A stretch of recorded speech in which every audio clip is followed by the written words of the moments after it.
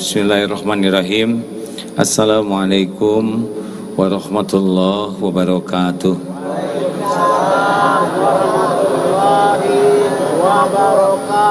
Alhamdulillahi rabbil alamin, alladzi khalaqal mauta wal hayata liyabluwakum ayyukum ahsanu amala wa huwal azizul ghafur. Allahumma salli wa sallim wa barik ala Muhammad wa ala alihi wa ashabihi ajma'in. Ya Allah, catatkan yang hadir ini menjadi hamba yang Engkau ridhoi, yang menyimak menjadi hamba yang Engkau berkahi. Karuniakan kepada kami qalbun salim ya Allah, hati yang bersih dari segala kemusyrikan, hati yang bersih dari segala kemunafikan, hati yang bersih dari segala kesombongan, hati yang bersih dari segala kedengkian. Karuniakan kepada kami akhlakul karimah. Allahumma hdina li ahsanil akhlak, la yahdi di ahsaniha illa anta. Tunjukkan kepada kami akhlakul karimah ya Allah, tiada yang dapat menunjukinya selain Engkau. Allahumma ati nufusana taqwaha wa zakiha, anta khairu man zakaha, anta waliyuha wa maulaha. Ya Allah, anugerahkan kepada kami ketakwaan, sucikan jiwa kami ya Allah, jiwa yang suci, yang bersih. Engkau sebaik-baik yang kuasa mensucikannya. Engkaulah pelindung dan pemelihara kami. Taqabbal minna ya karim, innaka samiul alim. Amin ya rabbal alamin. Alhamdulillah, ini tidak terlalu menggaung suaranya. Jelas? Ada petugasnya. Terlalu menggaung yang ini. Apa kabar hadirin? Secukupnya saja teriaknya ya. Semoga Allah yang maha menatap menggolongkan kita menjadi orang yang selalu merasa ditatap Allah, sehingga dimanapun kapanpun hati kita puas kalau berbuat sudah dilihat Allah, dan tidak bisa berbuat maksiat karena merasa dilihat Allah.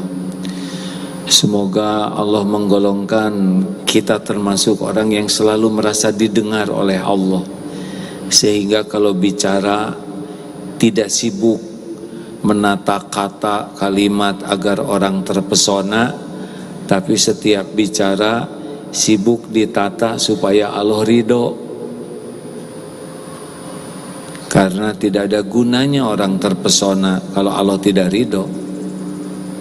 Tidak ada urusan bagi kita orang lain terpesona ke kita. Urusan kita adalah setiap berkata dan berbuat Allah suka kepada kita. Hadirin, kajian kali ini adalah berkaitan dengan bagaimana supaya kita bisa memiliki kebahagiaan yang asli dan kesuksesan. Apa sih kesuksesan yang asli?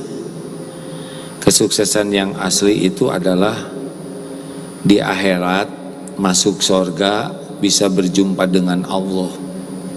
Tuh. Kalau di dunia apa kesuksesan?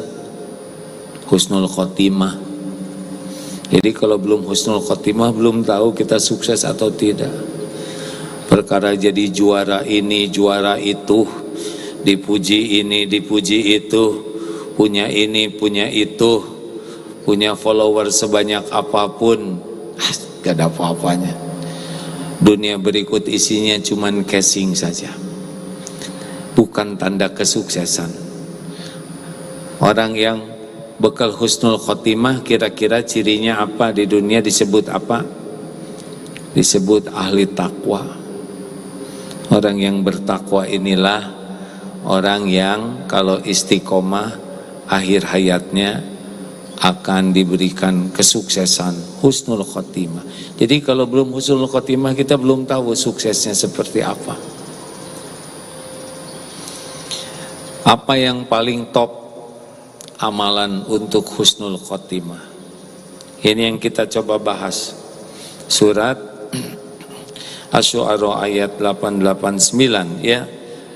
A'udzubillahi minasyaitonirrajim. Yauma la yanfa'u malu wala banun illa man atallaha biqalbin salim. Ingat ya, yaitu pada hari al-yauma la yanfa'u, tidak bisa memberi manfaat, malun wala banun, harta dan anak-anak, illa kecuali man, orang yang atallaha berjumpa dengan Allah, bi dengan qalbun salim, dengan hati yang bersih. Jadi bukan harta yang bisa menolong kita, bukan orang, anak-anak, juga banyaknya amal belum tentu menolong kalau tidak menjadi bersih hati. Jadi kita belajar agama itu goalnya adalah supaya bisa diamalkan, dan orang yang mengamalkan agama cirinya bersih hatinya. Contoh, inna sholata tanha 'anil fahsya'i wal munkar. Sesungguhnya sholat itu mencegah dari perbuatan keji dan mungkar. Artinya orang yang sholatnya bagus itu makin bersih hatinya. Orang yang bersih hatinya makin mulia akhlaknya. Ada pertanyaan ini kepada Rasulullah SAW. Sebentar ya, ikut bacakan. Ada dua sebetulnya ayat tentang qalbun salim, yang satu lagi di As-Saffat ayat 84 tentang Nabi Ibrahim berjumpa dengan Allah dengan qalbun salim. Lalu apa yang bertanya kepada Rasul, diriwayatkan dari Abdullah bin Amr bin As, beliau berkata, Rasulullah SAW pernah ditanya, siapakah orang yang paling utama? Beliau menjawab, setiap orang yang bersih hatinya dan benar ucapannya. Lalu para sahabat juga berkata, orang yang benar ucapannya telah kami pahami maksudnya. Apakah yang dimaksud dengan orang yang bersih hatinya, orang yang qalbun salim? Rasulullah menjawab, dia adalah orang yang bertakwa, yang takut kepada Allah, yang suci hatinya, tidak ada kedosa dan kedurhakaan di dalamnya, serta tidak ada ghil, tidak ada hasud, dendam dan hasud. Ini dua yang akan kita coba dalam kesempatan ini ya. Yang pertama, bagaimana supaya hati ini lebih mudah bersihnya ikhtiarnya. Yang pertama, kita harus tahu bahwa yang bisa membersihkan hati adalah Allah. Jadi sesudah kita bertekad ingin punya hati bersih, kalau hati bersih, amal sekecil apapun diterima. Nanti saya sebutkan hadis riwayat Imam Ahmad ya. Atau sebelumnya begini, innallaha la yanzuru ila suwarikum wa amwalikum walakin yanzuru ila qulubikum wa a'malikum. Sesungguhnya Allah tidak melihat rupa dan hartamu, tapi Allah melihat hati dan amalmu. Makanya intinya hati dulu, baru amal. Semua amalan utama itu di hati. Contoh, iman, dari hati dulu. Ikhlas, hati. Sabar, hati. Syukur, hati. Ridho, hati. Roja, harap ke Allah, hati. Khauf, takut, hati. Benar? Hub, cinta, hati. Dari hati dulu, baru jadi amal. Jadi tidak bisa orang menjadi baik amalnya kalau hatinya tidak baik, tidak bisa. Yang asli ya. Kenapa? Ada hadis Rasulullah sallallahu alaihi wasallam, ala inna fil jasad mudghah idza salahat salahal jasadu kullu wa idza fasadat fasadal jasadu kullu ala wahia al-qalb. Ketahuilah dalam jasad ini ada segumpal daging, kalau dia baik, baik seluruhnya, kalau dia jelek, jelek seluruhnya, itulah yang dinamakan qalbu.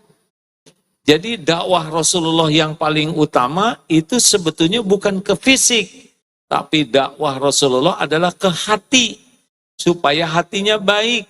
Kalau orang hatinya baik, sudah yang lain ikut baik, karena hati itu rajanya. Sederhana, kita hati gembira ikut semuanya ya. Hati sedih, keluar air mata, hati marah, ini memukul, yang lain ikut. Hati jatuh cinta, jadi sering sedekah, kurang ikhlas. Sayangnya orang sedikit belajar tentang hati. Apakah nambah ilmu pasti bersih hati? Belum tentu. Ada yang nambah ilmu agama, nambah ujub. Merasa paling soleh, merasa paling solehah, merasa paling ahli surga. Tuh, tambah ibadah apakah langsung bersih hati? Tidak. Ada yang makin kuat ibadahnya, makin sombong, makin iri, makin dengki. Kenapa? Karena dalam sholatnya juga hanya sibuk gerakan badan, tapi hatinya lupa. Berapa banyak kita belajar sholat, melakukan sholat, badan dan lisan, hati belum tentu ingat ke Allah. Benar atau benar? Jadi kita terlalu fokus ke casing, belum fokus ke hati. Ada yang nanya, kenapa kok banyak ilmu agama, tapi sulit berakhlak sesuai dengan ilmunya? Yang pertama dan utama adalah niat belajar agamanya. Nanti akan dibahas ya, kenapa kok belajar agama tidak langsung berubah akhlaknya. Bahkan mesantren 10 tahun, bahkan sarjana agama, bahkan disebut ustadz, kiai, syekh, habib. Tapi mengapa kok terjadi jauh sekali antara ilmu dengan kelakuan? Ini masalah hati, hadirin. Berarti ilmunya tidak bisa membuat hatinya bersih.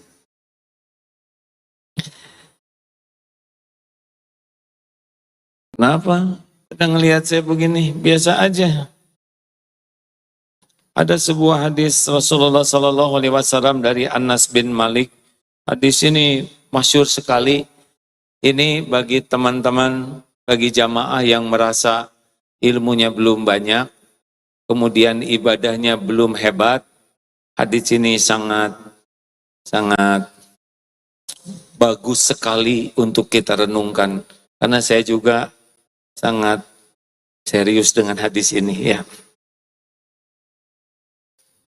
Suatu ketika kami duduk bersama Rasulullah SAW. Beliau berkata, akan lewat di hadapan kalian saat ini seorang calon penghuni surga. Ini masih hidup, persislah seperti begini misalkan. Kalau ada Rasulullah kemudian beliau bersabda akan masuk calon penghuni surga. Pasti kita kaget semuanya ya.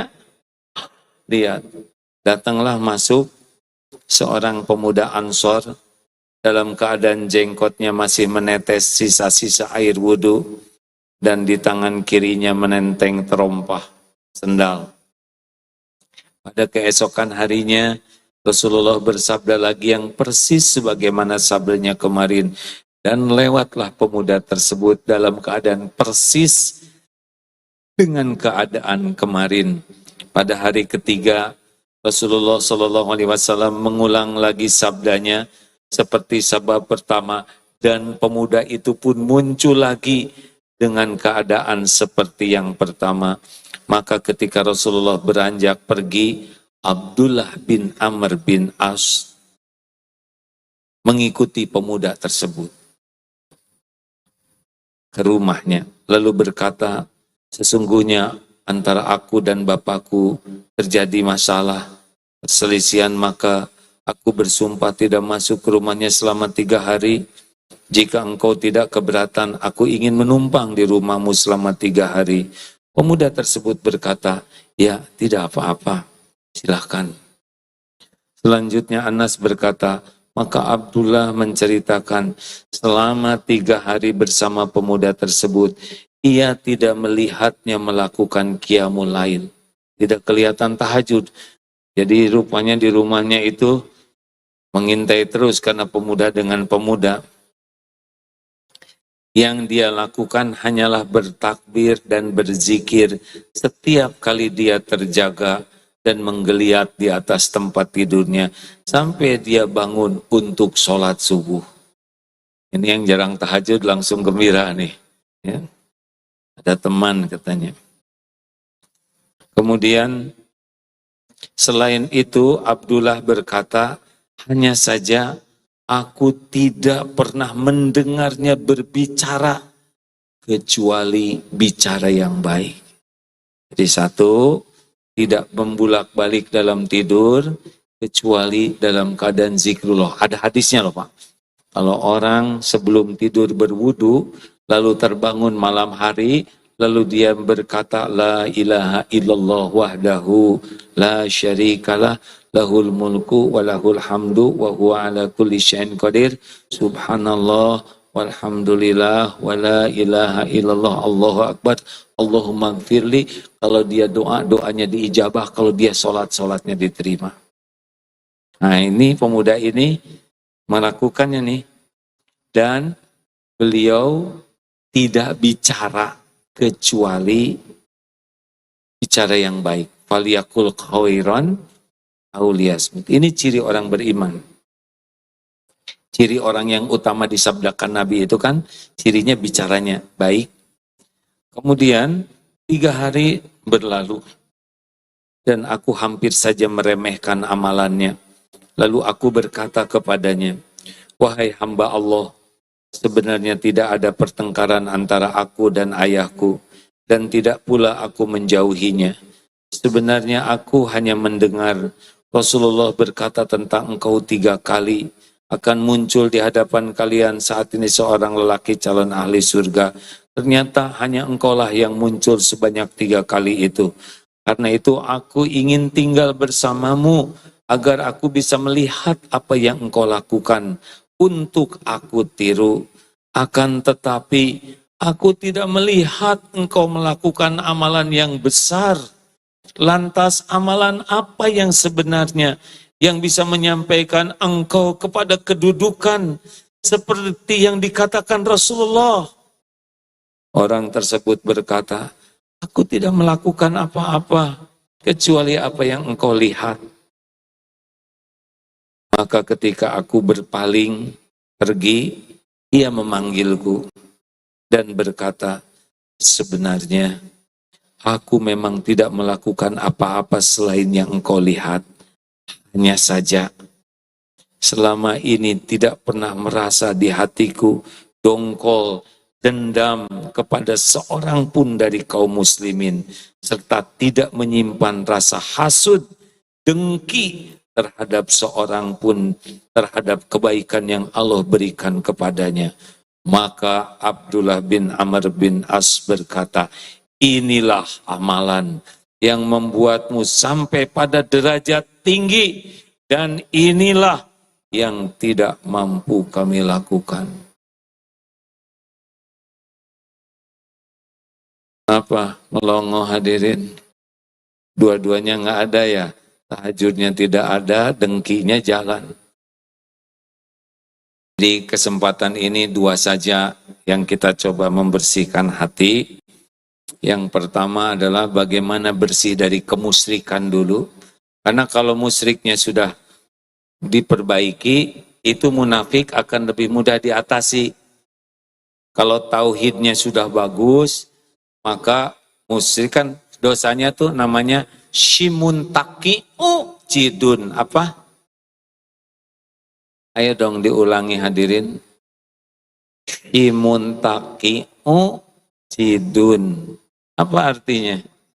Syirik, munafik, simuntak, takabur, simuntaki'u, ujub, jidun, cinta dunia. Ini sebetulnya hanya dibuat saja. Tapi penyakit-penyakit itu sumbernya adalah tauhidnya kurang bagus. Apa yang harus kita lakukan?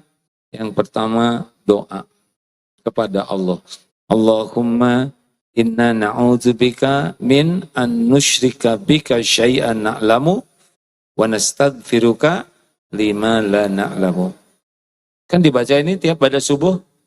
Ya Allah, kami berlindung kepadamu dari menyekutukan Engkau dengan apa-apa yang kami tahu, dan kami mohon ampun padamu dari apa-apa yang kami tidak tahu. Ya Allah, saya berlindung kepadamu dari kemusyrikan dengan apa yang kami tahu, dan mohon ampun dari apa yang kami tidak tahu. Bahasa Indonesianya begitu. Suka berdoa begitu enggak? Belum. Satu lagi doanya, Allahumma ati nafsi taqwaha wa zakiha. Ya Allah, anugerahkan kepadaku jiwa yang takwa, yang takut ke Allah, wa zakiha, dan sucikan jiwa ini. Anta khairu man zakaha. Engkaulah sebaik-baik yang kuasa mensucikannya. Anta, engkau waliyuha wa maulaha. Engkaulah pelindung, pemelihara jiwa kami ini. Harus doa, hadirin. Harus doa. Karena tidak ada yang membulak-balik hati selain Allah. Anta khairu man zakaha. Engkaulah sebaik-baik yang bisa mensucikan jiwa ini. Harus doa. Orang yang tidak doa, nggak mungkin kita bersih hati, kecuali Allah yang membersihkannya. Allahumma inni as'aluka qalban salima. Ya Allah, hamba mohon kepadamu qalbun salim. Bisa? Setuju? Tidak boleh tidak setuju. Minta. Karena hanya Allah muqallibal qulub, yang membulak-balik hati. Hanya Allah, anta khairu man zakaha, sebaik-baik yang bisa mensucikan ini. Anta waliyuha wa maulaha, Allah yang kuasa memelihara, menjaga hati kita ini. Pertanyaan pertama, seberapa hebat kita ingin punya hati bersih? Pertanyaan kedua, seberapa menghibah kita memohon kepada Allah punya hati bersih? Jelas tidak ini? Kita enggak mikirin bersih hati, kita mikirin wajah bersih, rambut bersih, katel bersih. Ibu-ibu katanya sebelum tidur sibuk membersihkan wajah, bukan membersihkan hati. Kita marah, motor kotor, lantai kotor, marah. Hati kotor, tidak ada jengkel. Semua masalah datang dari hati. Tekad memiliki qalbun salim. Yang kedua apa? Minta kepada Allah dengan menghibah, memohon, betul-betul merajuk kepada Allah agar diberikan qalbun salim. Allah tahu. Wa idza sa'alaka ibadi anni wa idza sa'alaka ibadi anni fa inni qarib. Apabila hamba-hambaku bertanya kepadamu wahai Muhammad tentang aku, katakanlah aku adalah dekat. Ujibu da'watad da'i idza da'an. Aku mengabulkan orang-orang yang meminta apabila dia berdoa padaku. Falyastajibu li falyu'minu bi la'alahum yarsyudun. Oleh karena itu hendaklah patuhi, ikuti apa yang diperintahkan Allah dan yakin kepada Allah agar senantiasa dalam kebenaran. Surat Al-Baqarah 186. Makanya baca Quran teh dengan artinya, 1-2 ayat saja sudah bisa mencerahkan, ya kan? 1, tekad. 2, doa. 3, apa? Ilmu. Belajar tentang ilmu membersihkan hati. Ilmu bersih hati, 2 pintu utamanya, di antara pintu utamanya adalah ilmu tentang tauhid. Tentang Allah Subhanahu wa ta'ala, mengesahkan Allah. Kalau kita tidak belajar ilmu tauhid, susah bersih hati, susah. Coba 1 ayat. Innallaha la yakhfa alaihi syai'un fil ardi wala fis sama. Surat Ali Imran ayat 5. Sesungguhnya tidak bagi Allah tidak ada yang tersembunyi baik di bumi maupun di langit. Kalau yakin seperti ini, kita maksiat tidak? Jawab hadiri. Kenapa kita berbuat maksiat? Karena tidak merasa dilihat Allah. Kenapa kita buka YouTube yang macam-macam? Karena tidak merasa ada malaikat yang sedang ikut melihat. Kenapa kita ngomong sembarangan? Karena tidak merasa omongan kita ini didengar Allah dan bakal dihisab. Makanya harus belajar ilmu tauhid. Tidak ada akhlakul karimah tanpa tauhid. Dan belajar ilmu tauhid yang paling utama dari mana? Dari Al-Quran.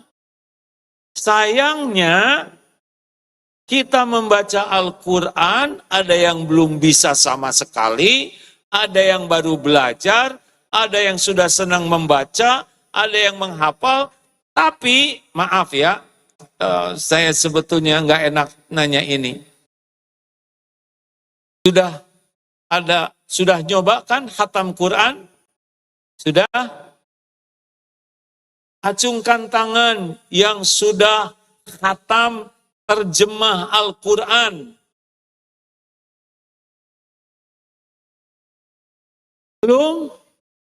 Ribuan yang hadir. Ini masalah, Pak. Bu, ini teh masalah. Baca Quran, huruf Arab harus, penting, amal utama. Tapi kalau tidak dilengkapi dengan paham, membaca Quran dalam bahasa Arab, kalau ikhlas dapat pahala, tapi kalau membaca Al-Quran dengan pemahamannya, selain dapat pahala, dapat hidayah. Berapa banyak orang non-Islam, benci ke Islam, mau menyerang Islam, dia baca terjemah Quran. Hasilnya, terpesona ke Quran. Hasilnya dapat hidayah masuk Islam dan sekarang jadi pendakwah Islam. Itu baca terjemah Quran. Kagum, kenal kepada Allah, kenal kepada akhlak mulia karena paham. Kita, halo, sering setoran. A'udzubillahi minasyaitonirrajim. Ciri orang takwa sebutan alladzina yunfikuna fis sarra'i wad-dharra'i wal kadhiminal ghaidha wal kadhiminal ghaidha wal 'afina 'anil nas wallahu yuhibbul muhsinin. Bagaimana Ustaz? Oh, Ibu sudah hafal ayat 134 ini. Terima kasih. Kalian gimana anak-anak?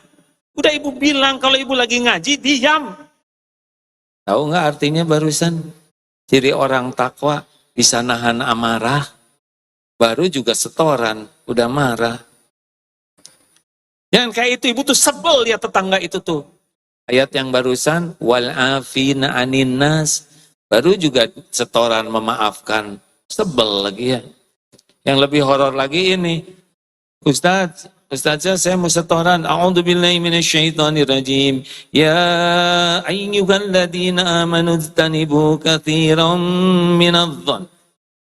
Inna ba'da dhanni ismun wa la tajassasu wa la yaghtab ba'dukum ba'dha. Ayuhibbu ahadukum an yakula lahma akiki maitan fakarihtumu. Wattaqullaha innallaha tawwabur rahim. Bagaimana? Oh, ibu apal, alhamdulillah. Makasih. Beres setoran, datang ke ibu-ibu. Kenapa sih yang majelis sebelah itu kok ngerumpi aja? Kerudung gede-gede, kelakuan gak cocok. Kenapa dia kayak gitu? Jangan-jangan dia tuh dengki sama kita. Tahu nggak Bu, suaminya tuh kayak apa kelakuannya? Itu tas yang dibawanya tuh nyicil loh Bu. Saya sudah tahu karena nyicilnya dari teman saya dan beli second. Tahu barusan setoran ayat apa hadirin? Wahai orang yang beriman, jauhi prasangka. Baru juga setor langsung berprasangka buruk. Wala tajassasu, dan jangan nyari-nyari aib kesalahan orang lain. Baru juga setoran langsung nyari, ya dipraktekkan yang sebaliknya. Wala yaghtab ba'dukum ba'dha, jangan bergibah, jangan ngomongin kejelekan orang. Masalahnya tidak bersih hatinya karena belum sungguh-sungguh paham. Jelas? Jadi gimana dong? Baca Quran dengan artinya. Yang lebih baik baca Quran sambil berguru yang bisa menafsirkannya. Tapi kalau belum bisa ketemu guru dan belum sering ketemu guru, tiap hari baca Quran dan artinya. Yang biasa one day one juz hanya Qurannya saja, sekarang tambah one day one juz, Quran plus terjemahnya. Kalau tidak cukup waktunya, setengah-setengah saja. Setengah Qur'annya, setengah terjemahnya. Supaya bersih hati. Katanya kalau baca Quran nggak pakai guru bisa tersesat. Bisa tersesat kalau niatnya salah. Ingat janji Allah surat Al-Ankabut ayat 69. Walladzina jahadu fina lanahdiyannahum subulana, dan orang-orang yang bersungguh-sungguh mencari keridhaan Allah, walladzina jahadu fina lanahdiyannahum subulana, maka Allah benar-benar menunjukkan jalan-jalannya. Jadi yang menyebabkan orang suka tersesat dengan Al-Quran, salah niatnya. Apa niat yang salah? Niat ingin kelihatan pintar, niat ingin berdebat, niat untuk memuaskan nafsu. Dia punya keinginan cari ayat Quran supaya cocok nih. Nafsunya bisa terrealisasi. Niat untuk menjatuhkan orang, niat untuk dikagumi sebagai orang yang hafal Quran, niat untuk dipuji orang. Kalau niatnya bukan nyari keridhaan Allah, enggak dapat itu cahaya Al-Quran. Karena niat adalah alamat. Salah niat, salah alamat. Jadi Allah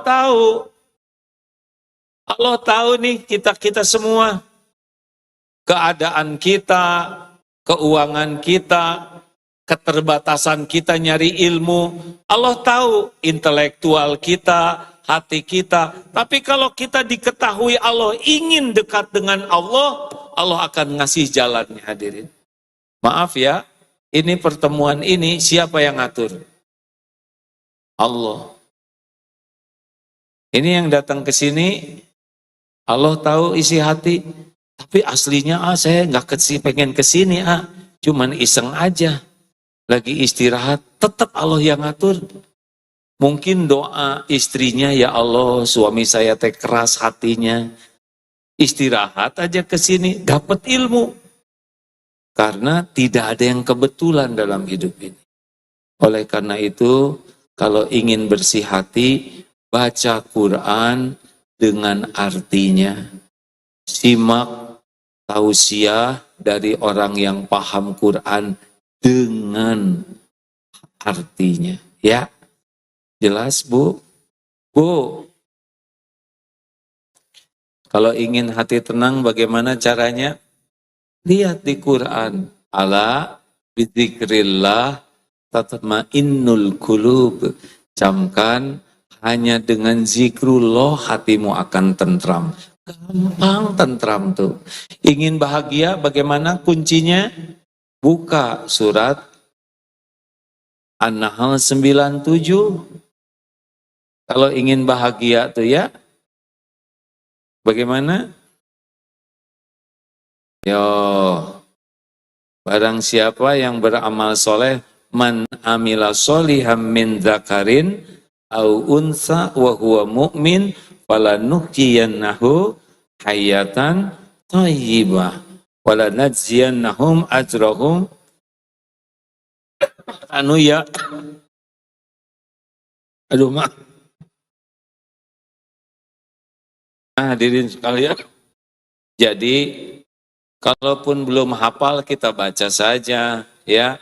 Tapi jangan begini, ya Allah beri saya petunjukmu, jodoh saya yang mana? Lalu merem, buka Quran, oh ini, padahal di sana tuh ada yang satu ahli surga, satu ahli neraka, pilih yang bidadarinya.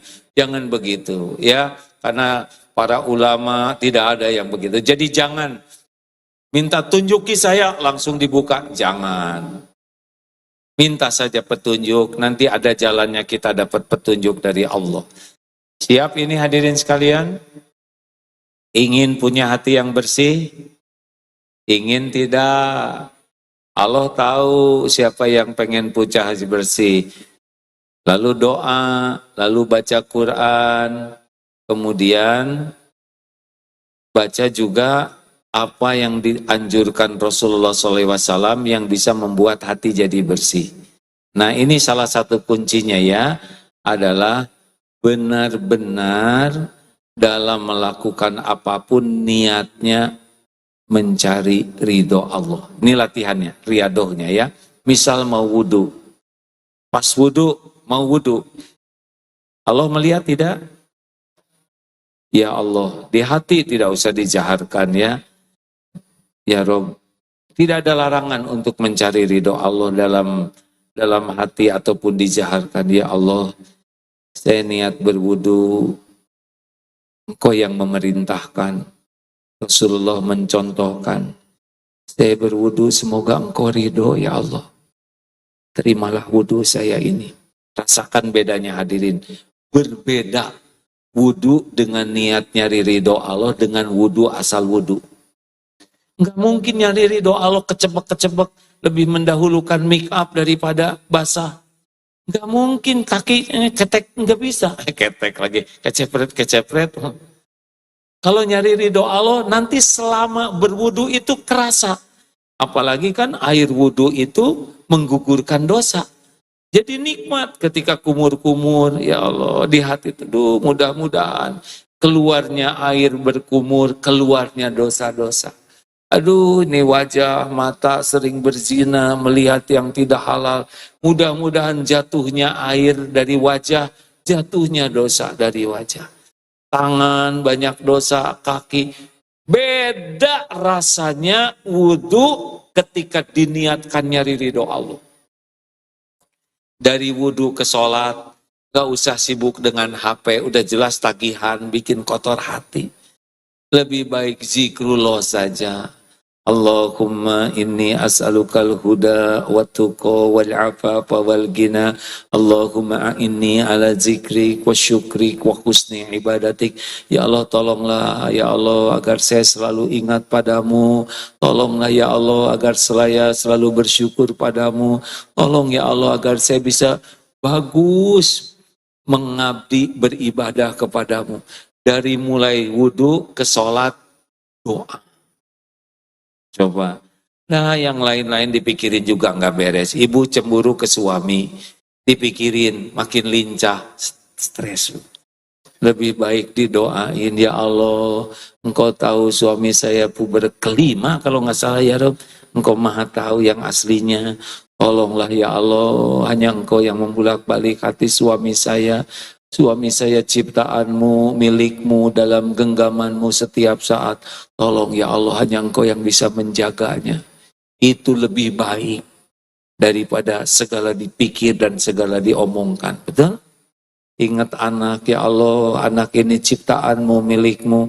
Jadikan anak yang soleh, lembutkan hatinya. Dari wudhu ke sholat, itu kan dari adzan ke qomat. Doa itu saat mustajab. Ketika mau sholat, ya Allah, Engkaulah yang memerintahkan sholat. Rasulmu mencontohkan sholat. Ya Allah, terimalah sholat saya, ya Allah. Saya sholat ini benar-benar mengharapkan ridhomu. Coba Pak begitu ya. Coba rasakan. Beda. Bekal beda.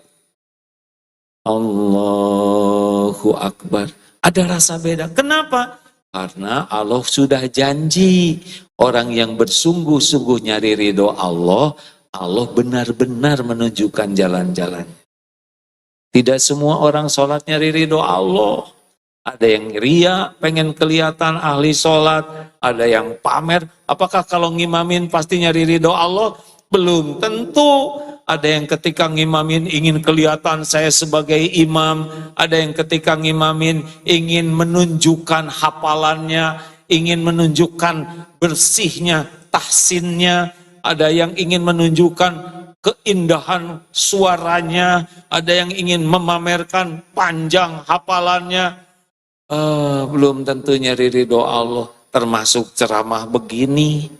Ceramah begini belum tentu nyari ridho Allah. Ada yang nyari amplop, ada yang nyari berkat ya, ada yang nyari kekaguman orang, ada yang ingin memperlihatkan kesolehannya, kemakrifatannya, keluasan ilmunya, kebersihan hatinya. Bisa jadi nih acara ceramah begini lagi acara pamer diri, walaupun dikemas dalam bahasa yang bagus. Allah tahu isi hati. Halo? Mikir apa?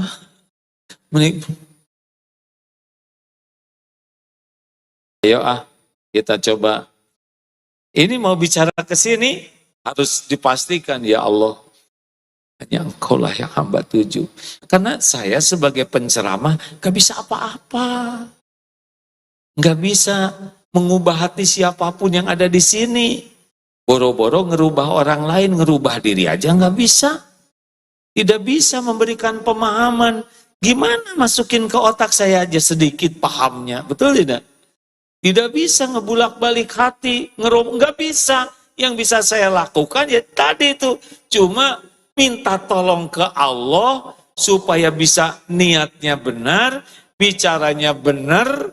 Kemudian saya juga bisa mengamalkan. Jangan cuma bisa ngomong, ya cuma bisa itu. Selebihnya Allah yang ngebulak-balik hati. Kan ada yang nanya, kenapa hadis itu tidak oleh pakai bahasa Arab semuanya? Karena belum hafal. Ya, kalau gitu mah ini mah Ustadz kurang dong hafalannya. Iya. Kalau gitu bodoh dong. Baru tahu ya. Ya disebut Ustadz bodoh kan bukan penghinaan, itu kan fakta ya. Kita sakit hati karena ingin disebut Ustadz pinter. Kalau kita sadar kita bodoh disebut bodoh berarti gak ada masalah. Hanya gak perlu nyebut bodoh ke orang lain ya. Bisi jadi dosa. Walaupun benar gak perlu disebutin. Ini sedikit aja ya. Suatu saat takdir di Amerika diundang ceramah begini. Tapi di ruangan yang lebih kecil. Ada ibu-ibu di depan tuh perhatikan gini. Siapa yang mau nanya? Acung, Ustadz. Ya. Saya kira Agim tuh orangnya tinggi, besar. Ternyata kecil, hitam. Ini memang fakta. Cuma nggak perlu ngomong begitu. Seumur-umur tablik baru ada tuh yang terus terang yang nggak perlu begitu.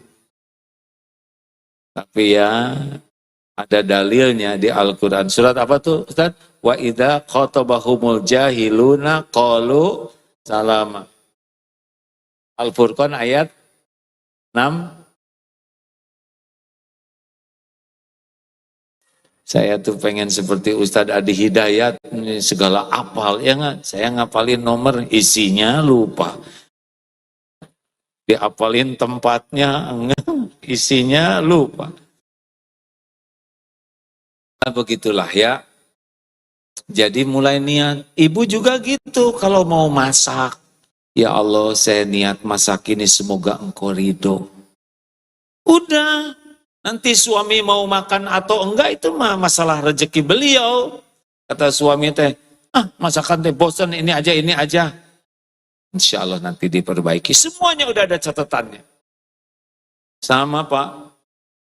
Suami juga ke istri, jangan minta apa-apa ke istri sebelum minta dulu ke Allah. Ulangi.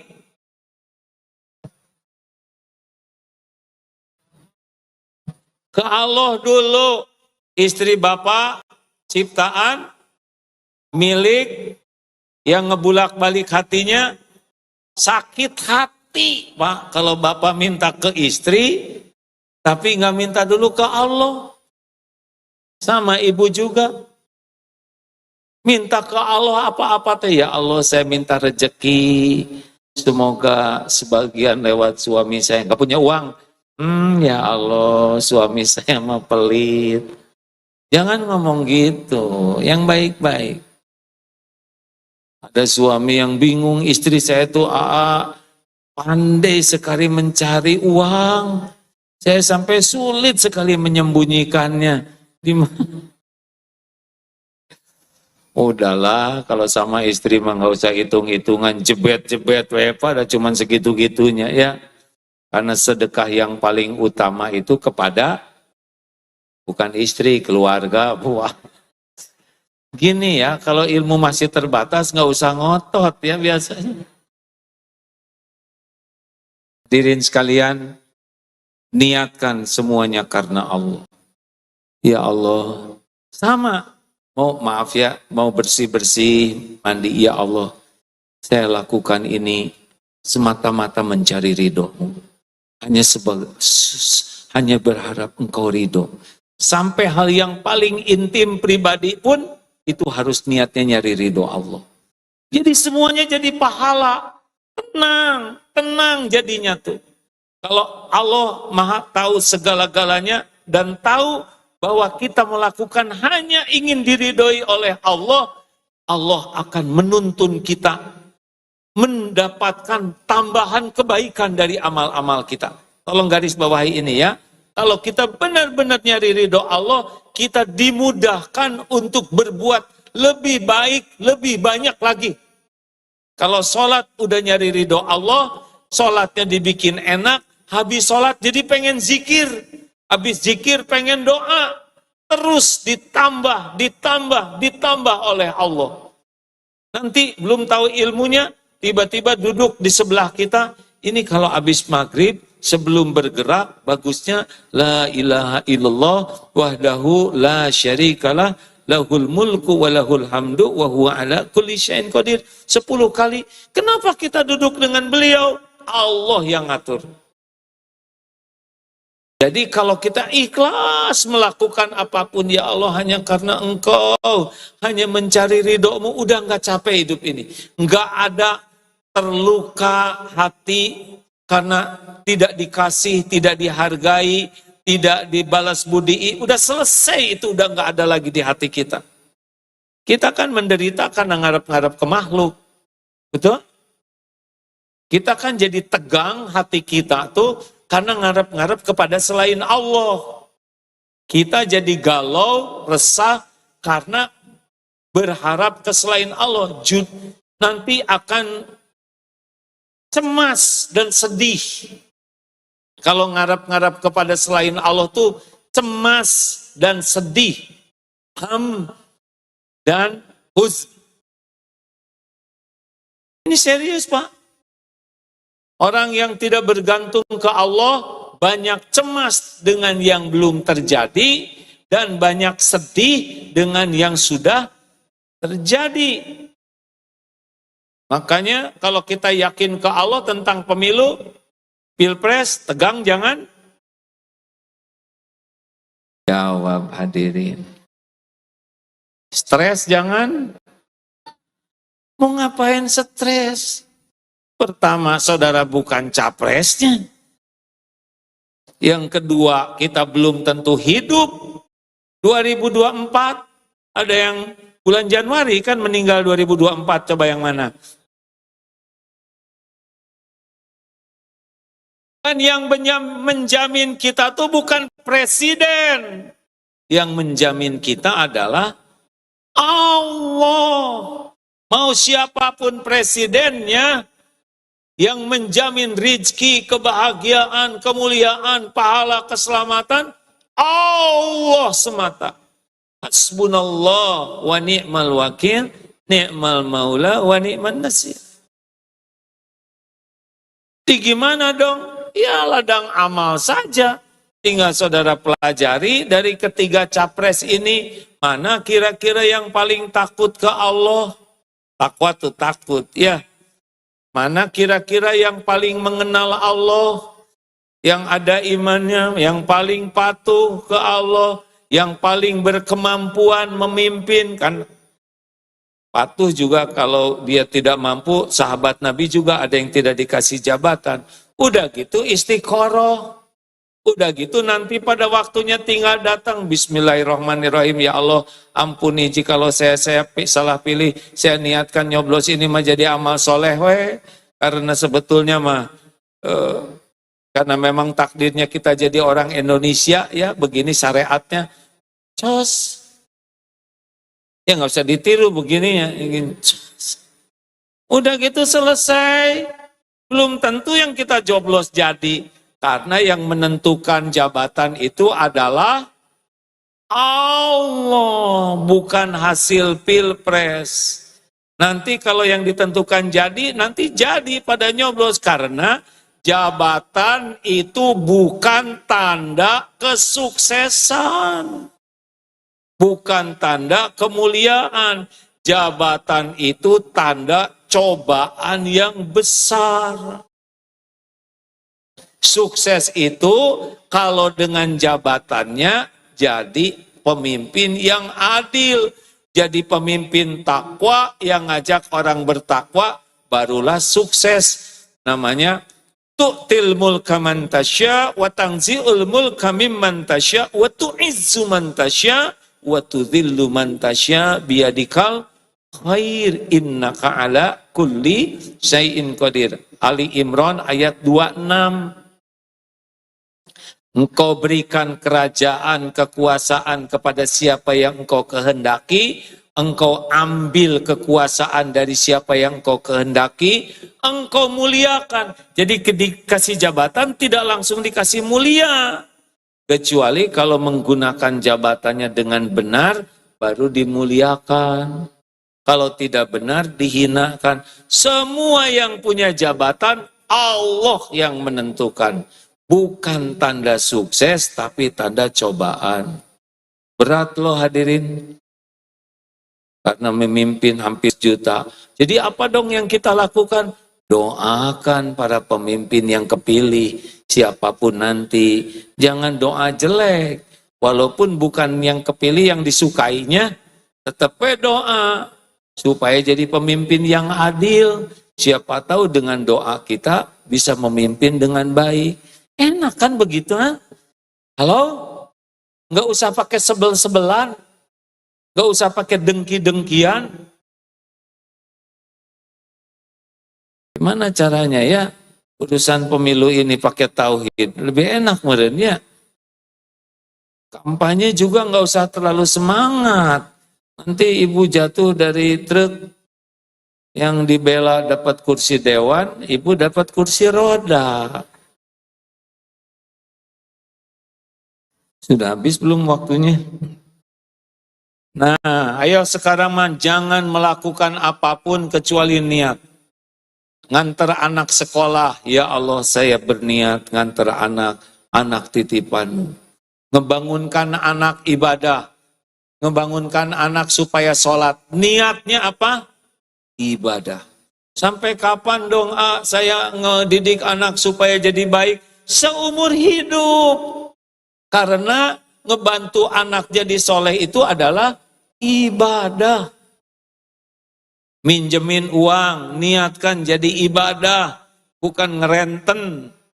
Niat nolong orang, memenuhi undangan, niatkan ibadah, traktir orang, niatkan ibadah.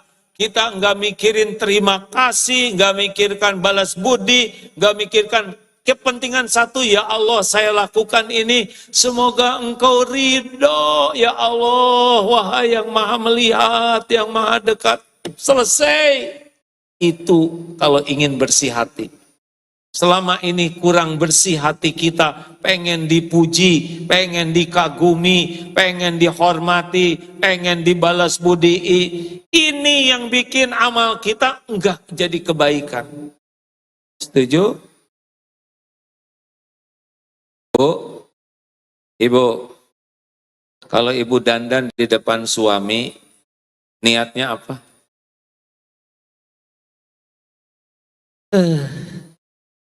Saya emosi berarti kurang ikhlas nih.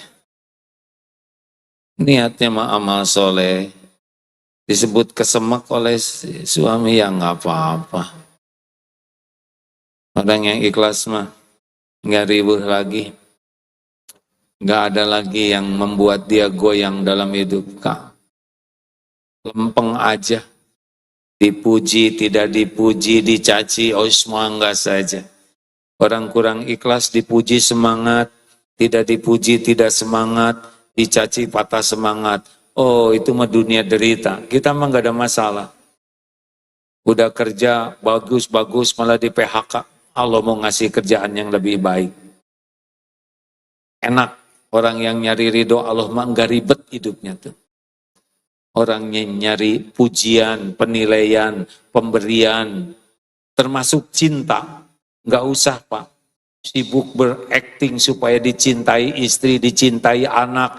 Ibu juga nggak usah centil, pengen dicintai suami, nggak bisa ngebulak balik hati. Udahlah lakukan aja yang terbaik lillahi ta'ala, sesudah itu terserah Allah. Suami mau cinta, mau kurang cinta, yang penting mah Allah cinta ke ibu. Yang punya sorga siapa? Jawab. Yang ciptakan kita siapa? Yang ngasih rezeki siapa? Yang bisa mengampuni dosa siapa? Yang bisa menghujamkan sakinah siapa? Yang bisa menjauhkan kita dari bala dan fitnah siapa? Yang bisa ngasih husnul khotimah siapa? Semuanya milik Allah. Enggak ada lagi pemiliknya selain Allah. Kalau bisa seperti itu setiap waktu hadirin, sekecil apapun amal, insya Allah besar di sisi Allah. Karena hanya untuk Allah. 2, oh sudah habis nih. Terima kasih ya, cukup ah. Oh langsung duhur. Oh belum waktunya hadirin.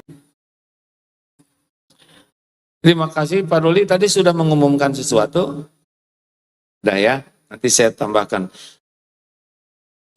Doa gila liladina amanu teh surat apa ya? Ini tolong di doa ini dipasang lagi supaya enggak kena penyakit ghil. Rabbana ighfir lana wa li ikhwanina alladziina sabaquna bil iman wa la taj'al fi qulubina ghillan lil ladzina amanu Rabbana innaka ra'ufur rahim. Astagfirullahaladzim, harusnya saya hafal nih. Kemarin mah hafal.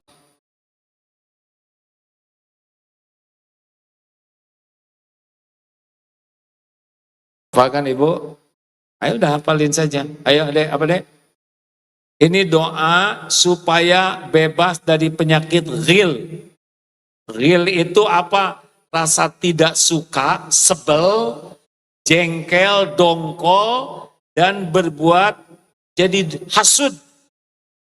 Ini enggak boleh ada di hati kita. Surat Al-Hasyr ayat 10. Ya Rabbana ighfir lana wa li ikhwanina alladziina sabaquna bil iman wa la taj'al fi qulubina ghillan. Nah, ini kita enggak boleh punya ini, ya. Udah sekarang mah Hati itu nggak boleh ada jengkel, sebel, ada rasa itu, ya. Cuma jangan dibiarkan menjadi hasidin ida hasad. Bu, Pak, ini lagi duduk begini, udah gelar sajadah, tiba-tiba pas ibu mau ke belakang, sajadahnya didudukin orang. Ini saudara kita, benar?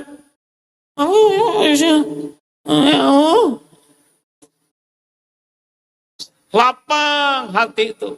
Ini saudara saya, Allah memberikan nikmat bagi saudara saya ikut bahagia. Makanya ciri orang yang bersih hati itu ingin, dia senang kalau orang lain mendapatkan apa yang dia dapatkan. Yu'minu ahadukum, tidaklah sempurna iman seseorang hingga mencintai apa yang untuk saudaranya sebagaimana apa yang untuk dirinya. Ibu senang dapat saf yang utama, misal di sini. Tapi pengen ke belakang, tiba-tiba ada yang nempetin. Nah, kalau ibu bahagia, ibu beriman tuh. Karena saya senang di situ, lalu orang senang di situ, oh saya senang. Tapi kalau, nah itu turun. Apalagi ditoker gitu ya. Terus sajadahnya dialungkan ke belakang. Jauh itu.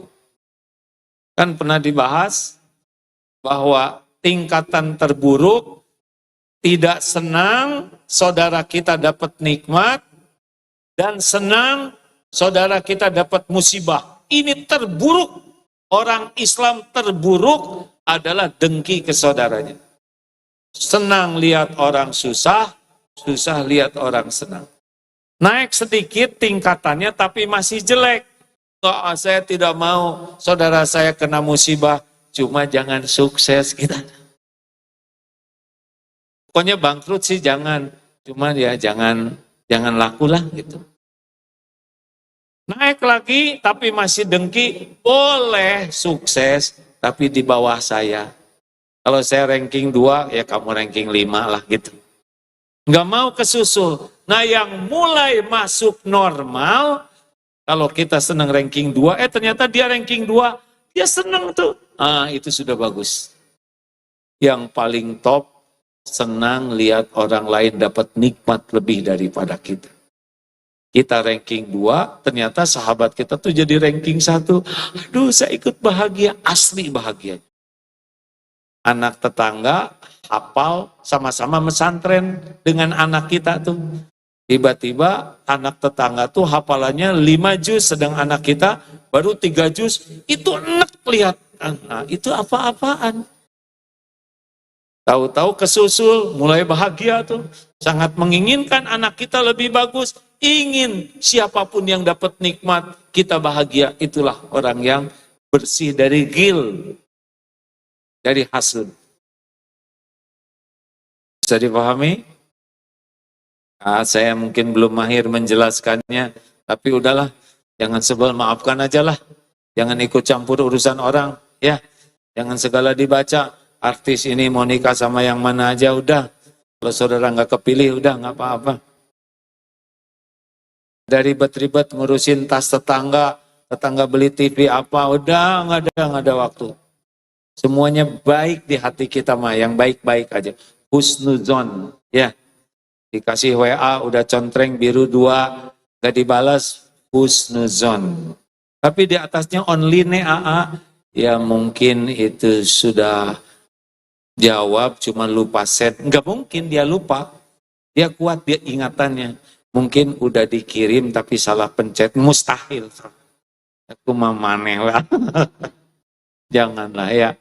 Jangan busukkan hati kita. Makanya kalau lihat-lihat tayangan-tayangan, jangan yang ngotorin hati. Berita banyak. Ini mau film hantu diliatin, jadi tahajudnya nggak jadi. Kan ada tuh yang horor-horor, yang dicermin ada jadi tahajud. Lagi tahajud, walam dholin, dicerita itu, amin.